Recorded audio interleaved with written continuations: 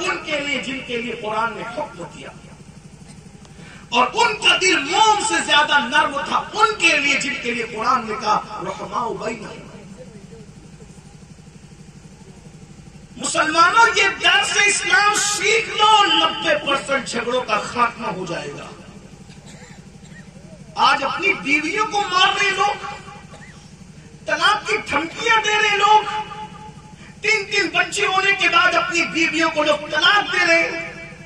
ظالموں، کسی کا حسن کسی کی جوانی سے مکمل لطف اندوز ہونے کے بعد 3 4 بچوں کے بعد جب کسی عورت کو طلاق دو گے تو سوچو اس کی راتیں کتنی سسکیوں کے ساتھ نکلے گی، کس قدر کروٹیں بدل کر وہ راتیں گزارے گی۔ یاد رکھنا، اور اچھی طرح یہ جملہ یاد رکھنا، سید السادات مولا کائنات سیدنا علی کے مرتضیٰ کرم اللہ تعالی وجہہ الکریم نے فرمایا اللہ کافروں کو تو مہلت دے دیتا ہے لیکن اللہ ظالموں کو مہلت نہیں دیتا۔ ظلم مت کرو۔ آج قوم کی بیٹیاں طلاق پاتی ہیں تو طلاق پانے کے بعد ان کو کون منہ لگائے گا، ان سے کون رشتہ کرے گا، ان سے کون نکاح کرے گا؟ میرے بھائیوں 30 35 سال کی بچیاں جب کنواری بغیر رشتے کے گھروں میں بیٹھی ہوئی ہے تو یہ طلاق شدہ عورتوں کو کون اپنے ساتھ رکھے گا؟ اللہ اکبر۔ اور اس باپ کے دل سے پوچھ جس کی بیٹی طلاق پا کر کے باپ کے گھر آتی ہے اس کے لیے کتنا پہاڑ والا غم ہوتا ہے۔ اللہ اکبر۔ اندازہ تو فرمائے کہ طلاق کی نحوست امت مسلمہ میں جڑ پکڑتی جا رہی ہے۔ بلا وجہ طلاق، گھر سے اجازت کے بغیر نکلی تو طلاق، سالن میں نمک زیادہ ہو گیا تو طلاق، اس پر میرے بھائیوں سن لو، کسی پہ ظلم مت کرو۔ حدیث پاک کا مفہوم ہے اگر تم نے کسی چڑیا پہ بھی ظلم کیا ہوگا تو قیامت کے دن تمہارے اعمال اکارت کر دیے جائیں گے۔ جب چڑیا پہ کیا جانے والا ظلم انسان کو جہنم تک لے جاتا ہے تو جس نے ظلم کیا ہوگا اپنی بیویوں پر، آج سب سے زیادہ مظلوم طبقہ اگر مسلم معاشرے میں کوئی ہے تو اس کو عورت کہتے ہیں۔ عورت کھانا بھی بنائے، عورت پانی بھی بھرے، عورتیں کپڑے بھی دھلے، عورتیں بچوں کو بھی سنبھالے، عورتیں گھر کا سارا کام کاج کرے۔ اس کے بعد شوہر گھر میں آتے تو 80% شوہروں کا حال یہ ہے کہ وہ ایک منہ بیوی کو سیدھا دینے کے لیے تیار نہیں۔ 90% شوہروں کا حال یہ کہ گھر میں آتے تو سیدھا موبائل پہ گھس جاتے ہیں، ٹی وی کا منہ پکڑ کے بیٹھ جاتے ہیں۔ کون دے گا اپنی بیویوں کو ٹائم؟ ہمارا مذہب تو یہ کہتا ہے اگر نفل نماز کی کثرت کرنے سے بیوی کا حق ضائع ہوتا ہے تو وہ نفل چھوڑ دو۔ نفل مصلی پہ پڑھنے سے بہتر ہے کہ بستر پر اپنی بیوی کا حق ادا کرو۔ مگر یہ سب نہیں ہو رہا ہے کیونکہ ہم نے دین نہیں سیکھا۔ ہم نے دین چند چیزوں کو سمجھا، ٹوپی، داڑھی، نماز اور نان ویج کھانا۔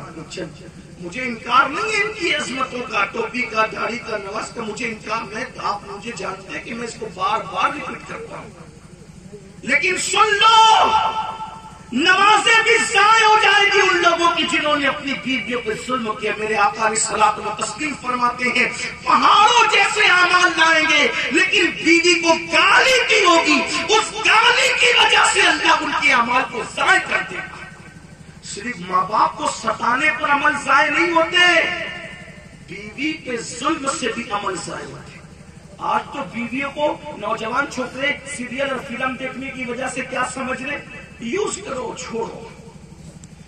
یہ تو ہاتھ کے لوگ کہتے ہیں کہ بیوی تو ہاتھ کے رومال کی طرح۔ میں نے کہا ہمارے مذہب میں ہاتھ کے رومال کی طرح نہیں ہے۔ ہمارے مذہب میں نہ بیوی سر کا تاج ہے، سر کا تاج بھی نہیں ہے، پیر کی جوتی بھی نہیں ہے، ہاتھ کا رومال بھی نہیں ہے۔ میرے اللہ نے عورت کو بائیں پسلی سے، بائیں طرف کی پسلی سے جو دل کے قریب کی پسلی ہے اس سے پیدا کیا اور بتایا یہ دل کے قریب سے پیدا کی گئی ہے، یہ دل میں رکھنے کی چیز ہے، دل میں رکھو۔ اسی لیے تو میں لوگوں کو اکثر کہتا ہوں لوگ ہمیں کیا تانا دیتے ہیں بیویوں کے بارے میں، ہم جتنا پیار کرنا جانتے ہیں اتنا کوئی جان بھی نہیں سکتا۔ یہ تو سیریل اور فلمیں تم نے دکھائی تو چند لڑکے بگڑ گئے، ورنہ ہماری تاریخ ہے تاریخ کہ ہم نے بیوی کے رخسار کے اوپر دل دیکھا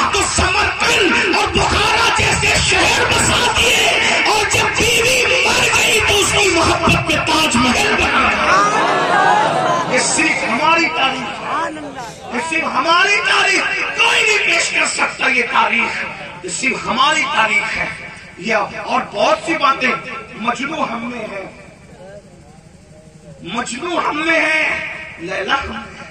یہ داستان محبت کی انمٹ نقوش کبھی مٹ سکتے ہیں؟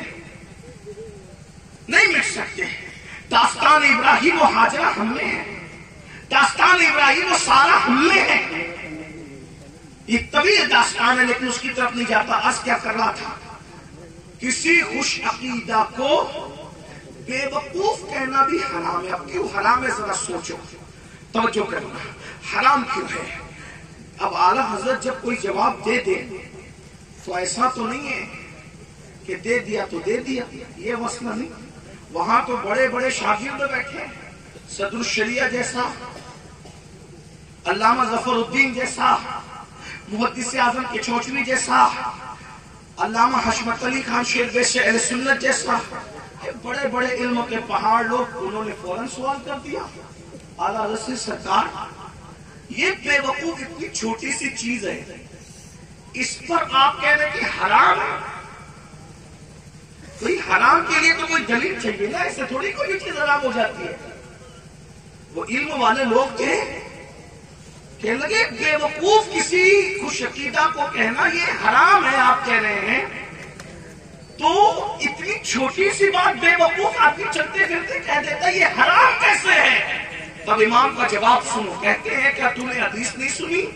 من آذا مسلمن فقط آذانی ومن آذانی فقط آذا اللہ، کہ جس نے کسی مسلم کو اذیت دی اس نے مجھ محمد کو اذیت دی، اور جس نے مجھے اذیت دی اس نے اللہ کو اذیت دی. اور دوسرے مقام پر ہے جس نے اللہ کو اذیت دی اس کا ٹھکانہ جہنم ہے. ارے جب تو کسی مومن کو، مسلمان کو، صحیح العقیدہ کو بے وقوف کہے گا تو اس کا دل دکھے گا. ارے اس کا ہی دل نہیں دکھے گا بلکہ مدینے والے مصطفیٰ کا دل گنبد خضرا میں دکھے گا. تو بتاؤ وہ عاشق کیسا جو گنبد خضرا میں نبی کا دل دکھائے؟ بتاؤ.